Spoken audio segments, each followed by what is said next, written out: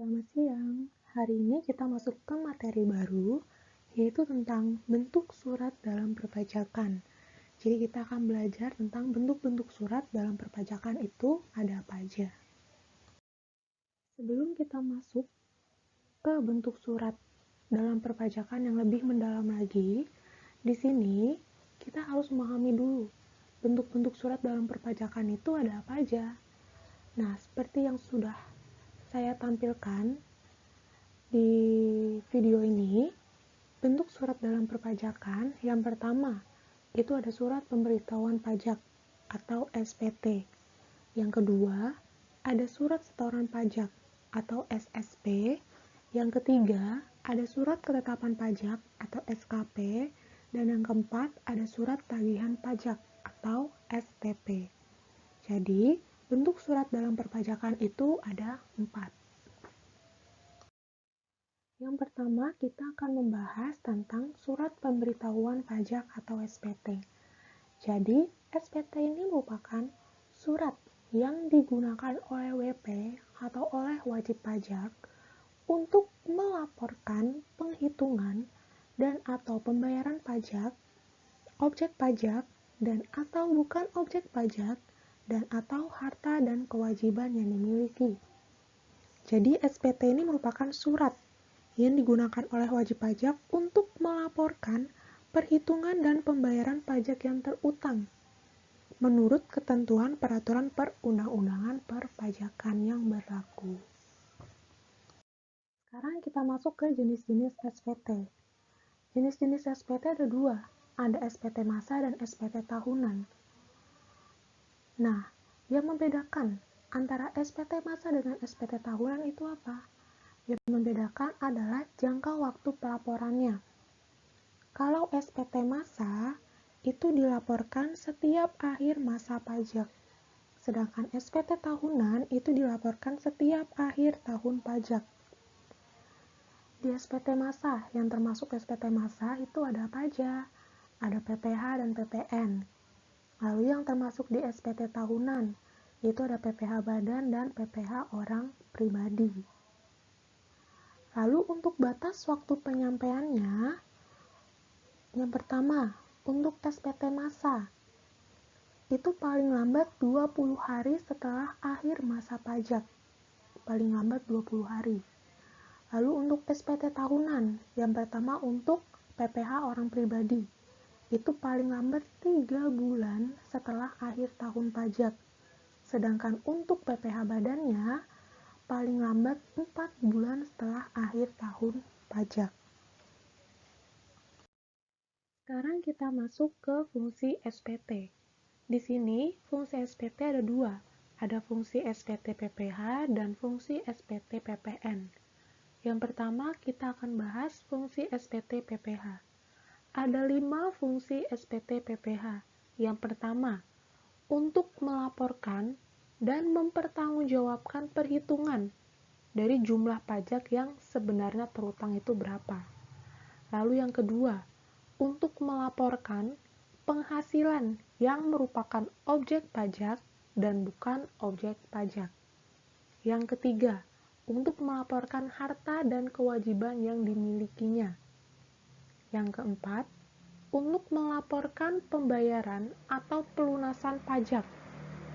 Dan yang kelima, itu untuk melaporkan pembayaran dari pemotongan atau dari pemungutan dalam suatu masa pajak. Itu tadi fungsi SPT dalam PPH. Lalu kita masuk ke fungsi SPT pada PPN. Di sini fungsi SPT ada 4. Yang pertama, untuk melaporkan dan mempertanggungjawabkan atas penghitungan jumlah PPN atau PPNBM yang sebenarnya terutang itu ada berapa jumlahnya. Lalu yang kedua, untuk melaporkan tentang pengkreditan pajak masukan atau PM terhadap pajak keluaran atau PK. Nah, pajak masukan itu apa? Pajak keluaran itu apa? Pajak masukan adalah pajak yang seharusnya dibayar oleh PKP atas perolehan barang kena pajak atau jasa kena pajak. Jadi, ketika PKP sudah memperoleh barang kena pajak tersebut atau jasa kena pajak tersebut, dia akan dikenakan pajak masukan. Nah, pajak masukan ini dijadikan kredit pajak oleh PKP untuk memperhitungkan sisa pajak yang terutangnya berapa. Itu untuk pajak masukan. Sedangkan untuk pajak keluaran,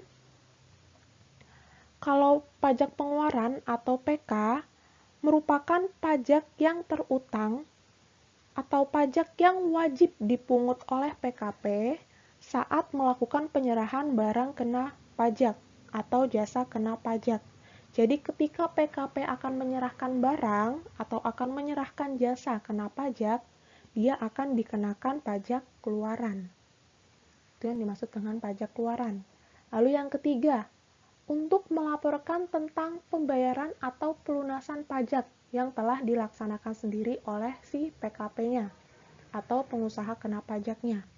Dan yang keempat, yang terakhir, untuk melaporkan dan mempertanggungjawabkan pajak yang dipotong atau dipungut dan yang disetorkan itu berapa. Kita masuk yang kedua, yaitu surat setoran pajak atau SSP. Jadi SSP ini merupakan bukti pembayaran atau setoran pajak yang telah dilakukan dengan menggunakan formulir dengan cara lain ke kas negara melalui tempat pembayaran yang ditunjuk oleh Menteri Keuangan. Jadi maksudnya SSP itu merupakan surat yang digunakan oleh wajib pajak untuk melakukan pembayaran atau penyetoran pajak yang terutang ke kas negara melalui kantor pos, atau melalui bank BUMN, atau bisa juga melalui bank BUMD, atau tempat pembayaran lainnya yang ditunjuk oleh Menteri Keuangan. Lalu ini batas waktu pembayaran pajaknya pada SSP, jatuh tempo pembayaran pajaknya. Untuk wajib pajak, di sini untuk PPh pasal 4, PPh pasal 15 dan PPh pasal 25, jatuh tempo pembayaran pajaknya itu tanggal 15 bulan berikutnya. Lalu untuk yang PPh pasal 29, itu jatuh temponya sebelum SPT tahunan disampaikan. Lalu yang kedua, untuk si pemotong atau pemungut yang terdapat pada PPh pasal 4, PPh pasal 15, PPh pasal 21, PPh pasal 23 atau 26, jatuh tempo pembayaran pajaknya itu tanggal 10 bulan berikutnya. Lalu untuk PPh pasal 25 bagi wajib pajak usaha kecil atau wajib pajak di daerah tertentu, jatuh tempo pembayaran pajaknya itu paling lama pada akhir masa pajak terakhir. Nah, apabila jatuh tempo pembayaran pajaknya itu pada hari libur, pembayarannya itu dapat dilakukan di hari kerja berikutnya, yaitu di hari Senin yang akan datang. Untuk yang ini, jatuh tempo pembayaran pajak untuk PPN dan PPNBM kan banyak bagian-bagiannya. Untuk wajib pajak dan untuk selain bendahara atau pemungut, itu jatuh temponya akhir bulan berikutnya, paling lama akhir bulan berikutnya. Lalu untuk bendaharawan, itu tanggal 7 bulan berikutnya. Dan untuk pemungut, itu tanggal 10 bulan berikutnya. Itu jatuh tempo pembayaran pajak untuk PPN dan PPNBM. Kalau untuk yang PPh pasal 22, yang pertama itu untuk importir, wajib pajak atau WP. Jatuh temponya itu saat penyelesaian dokumen. Jadi kalau semua dokumennya sudah lengkap, sudah selesai, nah itu jatuh temponya di saat penyelesaian dokumennya tersebut. Lalu yang kedua untuk DJBC, itu jatuh temponya 1 hari kerja. Lalu untuk bendaharawan, jatuh temponya di hari yang sama, jadi di hari itu juga. Dan untuk pemungut, itu tanggal 10 bulan berikutnya jatuh temponya. Nah, sama seperti tadi, kalau jatuh temponya itu jatuhnya di hari libur, berarti pembayaran dapat dilakukan di hari kerja selanjutnya atau hari kerja berikutnya. Yang ketiga, itu ada surat ketetapan pajak atau SKP.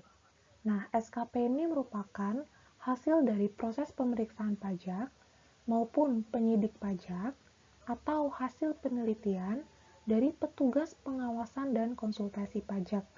Jadi, SKP ini merupakan hasil dari proses pemeriksaan pajak untuk menentukan besarnya pajak yang terutangnya nanti berapa.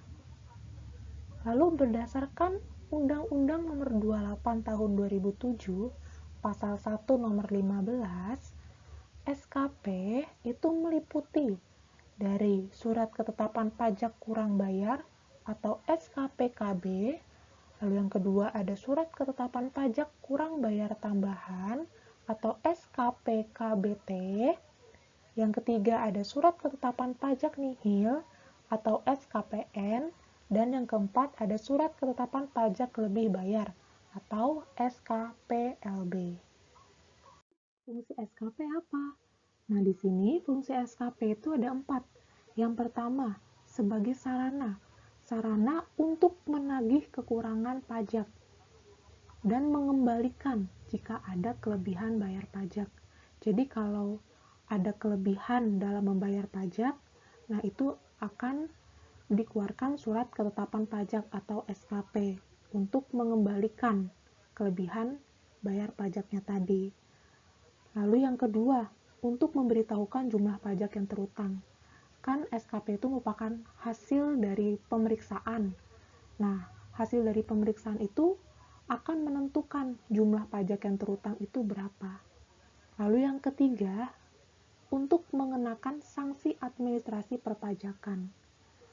Jadi misalnya kalau telat bayar pajak, nah itu akan dikeluarkan SKP atau surat ketetapan pajaknya.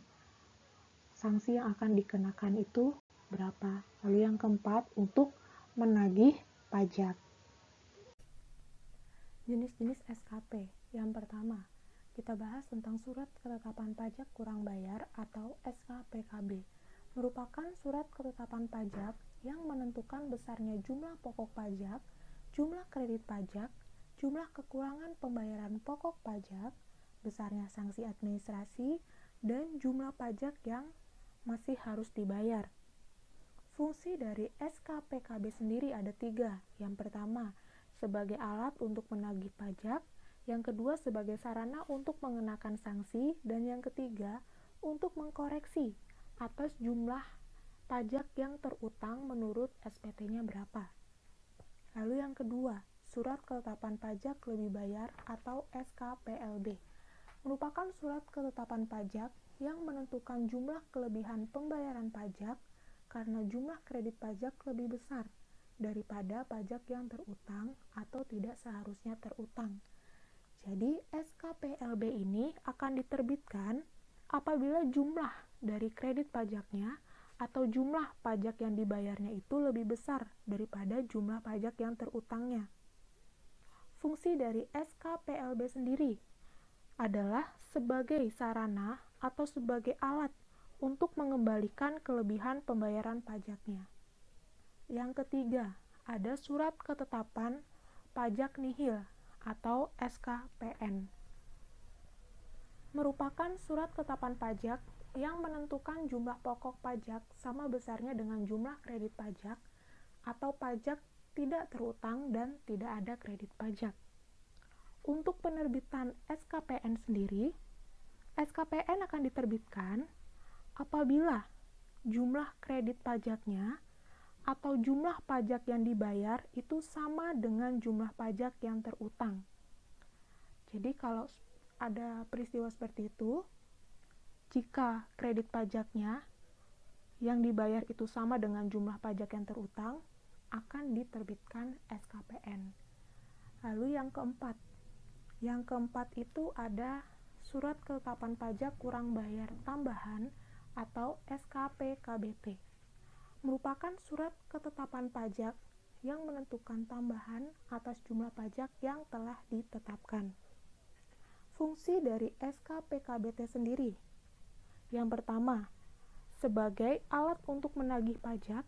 Yang kedua, sebagai sarana untuk mengenakan sanksi. Dan yang ketiga, sebagai koreksi atas jumlah pajak yang terutang menurut SPT-nya. Jadi fungsi SKPKBT ini sama dengan fungsi dari SKPKB. Kapan wajib pajak dapat mengajukan permohonan pembetulan SKP?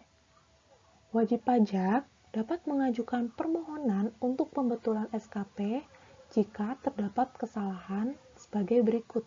Yang pertama, terdapat kesalahan dalam penulisan nama, alamat, NPWP, terus nomor surat ketetapan pajak, jenis pajak, masa pajak, atau tahun pajak, dan tanggal jatuh tempo. Nah, dia atau si wajib pajaknya ini dapat mengajukan permohonan untuk pembetulan SKP-nya. Lalu yang kedua, adanya kesalahan hitung yang berasal dari penjumlahan atau pengurangan atau perkalian atau pembagian pada suatu bilangan.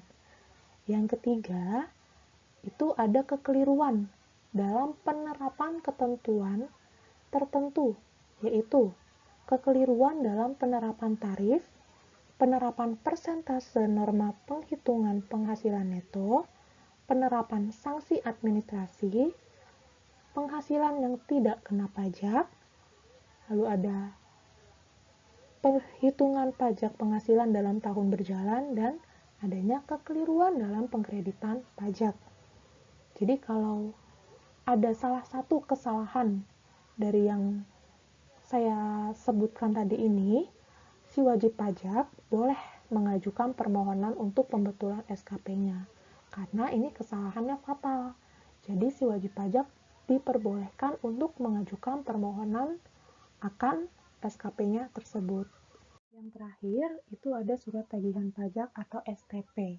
Nah, sebenarnya STP ini merupakan bagian dari SKP atau surat ketetapan pajak yang sebelumnya tadi kita pelajari.